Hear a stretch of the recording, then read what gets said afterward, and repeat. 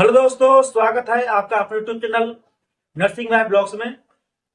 दोस्तों, आज की वीडियो में हम बात करने वाले हैं कि हार्ट अटैक होने पर हम एंजियोप्लास्टी क्यों करते हैं और जब किसी को हार्ट अटैक आता है तो उसमें कौन कौन से सिम्टम दिखाई देते हैं और सिम्टम देखने के बाद एंजियोप्लास्टी को कैसे करते हैं और एंजियोप्लास्टी को करने के बाद कौन कौन सी मेडिसिन चलती हैं, इन सभी के बारे में हम बात करेंगे। साथ ही साथ हम बात करेंगे कि एंजियोप्लास्टी में हम कौन से छल्ले डालते हैं, हम छल्ले कैसे डालते हैं, इन सभी के बारे में हम बात करेंगे। तो अगर दोस्तों आप हमारे चैनल पर न्यू हैं तो आप हमारे चैनल को लाइक करें, शेयर करें, सब्सक्राइब करें और हमें कमेंट करें कि आपको हमारे द्वारा बताई गई जानकारी कैसी लगती है।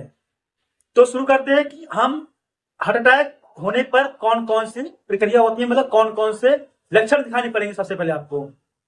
तो जब किसी को पेशेंट को हार्ट अटैक आएगा तो सबसे पहले उसकी जो लेफ्ट साइड है, जिधर हमारा हार्ट है, उधर उसको तीव्र दर्द होगा। तीव्र दर्द को हम बोलते हैं एंजाइना पेक्टोरिस।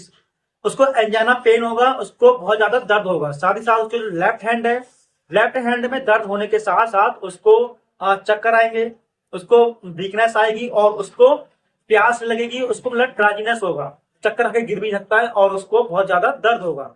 उसको तो बोलते हैं एंजाइना पेक्टोरिस।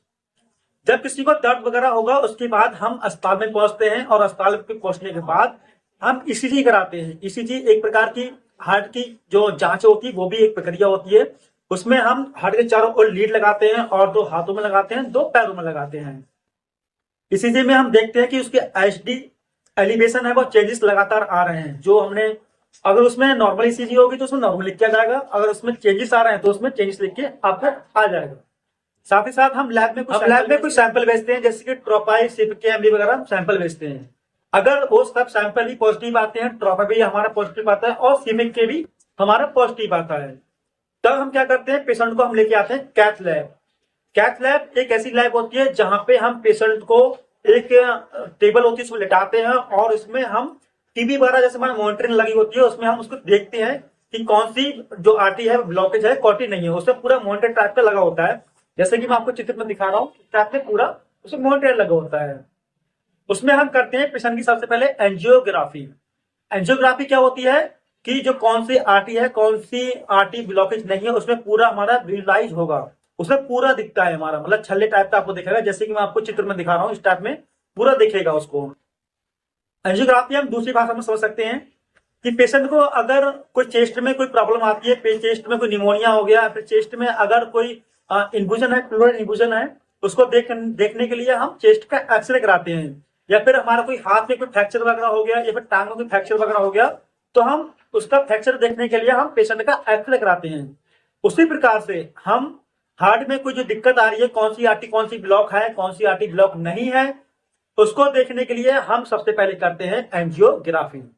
आपको समझ में आ गया होगा, सरल भाषा में मैंने आपको बताया कि एंजियोग्राफी क्या होती है।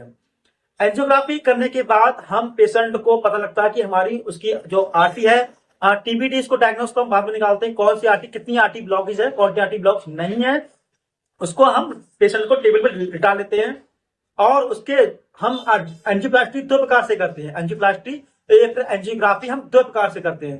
पहला तो हमारा हुआ रेडियल रूट से करते हैं, दूसरा उसको हम फीमोरल जो रूट होती है उससे करते हैं। जो भी हमारी आर्टरी अच्छी होती है, जो भी आर्टरी हमारी हार्ट तक अच्छे से जा पाती है, उसमें गाइड वायर, तो गाइड वायर पहुंचाने के लिए जो अच्छी आर्टरी होती है उससे हम उसको करते हैं। अगर आर्टरी हमारी फीमोरल आर्टरी अच्छी होगी तो फीमोरल से कर देंगे, अगर रेडियल आर्टरी अच्छी है तो हम रेडियल से एंजियोप्लास्टी या एंजियोग्राफी कर देंगे। आर्टरी को हम उसके बाद हम क्या करेंगे, पेशेंट के जो आर्टरी होती है उसमें हम डालते हैं गाइड वायर। गाइड वायर डालने के बाद हम देखते हैं कौन सी आर्टरी हमारी ब्लॉकेज है, कौन सी आर्टरी ब्लॉकेज नहीं है, उसमें हम डाल देते हैं बैलून। बैलून जो गाइड वायर होती है उसके साथ साथ हम डालते हैं बैलून। और बैलून में होता है एक छल्ला, जिसको आपने सोचा होगा, आपने सुना होगा कि अंकल के हमारे 2 छल्ले पड़े हैं या फिर 3 छल्ले पड़े हैं, तो गाइड वायर के साथ ही, बैलून के साथ ही वो छल्ले जाते हैं और जो आर्टरी ब्लॉकेज होती है उनको वहां पे देख लिए जाते हैं। आर्टरी ब्लॉकेज का मतलब है नैरोइंग, मतलब कि जो आर्टरी आपकी नैरोइंग होगी, जो सुकड़ जाएगी, सुकड़ने के साथ साथ हार्ट तक हमारे ढंग से खून नहीं पहुंचा पाएगा और रक्त नहीं पहुंच पाएगा, जिससे क्या होगा, पेशेंट को ऑक्सीजन नहीं पहुंच पाएगी। हार्ट अटैक का मेन कारण यही होता है कि हार्ट तक ब्लड की सप्लाई ना होना और सप्लाई ना होने के कारण पेशेंट को ऑक्सीजन ना मिल पाना, और पेशेंट को ऑक्सीजन जब नहीं मिलेगी तो पेशेंट को चक्कर आएंगे, वीकनेस आएगी, और हो सके तो पेशेंट की डेथ भी हो जाएगी। तो उसी नैरोइंग आर्टरी को, उसकी जो सिकुड़ी हुई नस को सही करने के लिए, फैलाने के लिए ही हम एंजियोप्लास्टी करते हैं। हम उसी नैरोइंग, उसी सिकुड़ी हुई नस को, सॉरी आर्टरी को ठीक करने के लिए हम स्टेंट डालते हैं। आपको मैं सरल भाषा में समझाऊं, बिल्कुल आपने जो नालियां देखी होंगी, जो आपने नहरें देखी होंगी, जो आपने नदी देखी होंगी, बिल्कुल पतली पतली होती हैं। उसमें अगर कोई कचरा आ जाता है, उसमें कोई ज्यादा कूड़ा आ जाता है, तो वो पानी ढंग से आगे तक सप्लाई नहीं हो पाता है। तो पानी सप्लाई करने के लिए हम क्या करते हैं, उसमें जो कूड़ा कचरा होता है उसको हम साफ कर देते हैं, तब पानी हमारा अच्छे से सप्लाई हो जाता है। तो उसी प्रकार से हमारी जो आर्टरी होती हैं, जो हमारी नसें होती हैं, उनमें ढंग से हार्ट तक ब्लड नहीं पहुंच पाता, क्योंकि उसमें क्या होता है, उसमें मतलब कि वो सिकुड़ गई होंगी, तो वो ब्लॉकेज आ जाती है। ब्लॉकेज को दूर करने के लिए ही एंजियोप्लास्टी करते हैं। एंजियोप्लास्टी के हम उसमें छल्ले डालते हैं। तो ये तो हमारा हुआ, हम एंजियोप्लास्टी क्यों करते हैं। दूसरा, जो हमारी जो नैरोइंग, जो हमारी आर्टरीज होती है, उसको रीवैस्कुलाइजेशन करते हैं। रीवैस्कुलाइजेशन मैंने आपको समझाया वही होता है, जो बंद नसें होती हैं उनको पुनः ठीक करने के लिए ही हम इसको आर्टरी एंजियोप्लास्टी करते हैं। एंजियोप्लास्टी करने के बाद हम आपको बताएं, कुछ मेडिसिन आपकी लॉन्ग टाइम चलती है। लॉन्ग टाइम जैसे कि आपकी इकोस्प्रिन हो गया, और दूसरी हमारी टैबलेट हो गई क्लोपिटैप सीवी, मतलब क्लोपिटैप जो टैबलेट आती है वो आपकी कंटिन्यू कुछ दिन तक, कुछ सालों तक चलती है। जो हार्ट वाले पेशेंट होते हैं उनमें आपकी दो प्रकार की मेडिसिन कंटिन्यू चलती हैं। पहला आपकी इकोस्प्रिन, दूसरा आपका क्लोपिटैप। वो अलग की बात है, आप जब 6 महीने 7 महीने में दोबारा चेक करवाते हैं कि उसकी डोज को हम चेंज कर देते हैं, वो डॉक्टर के अनुसार होता है।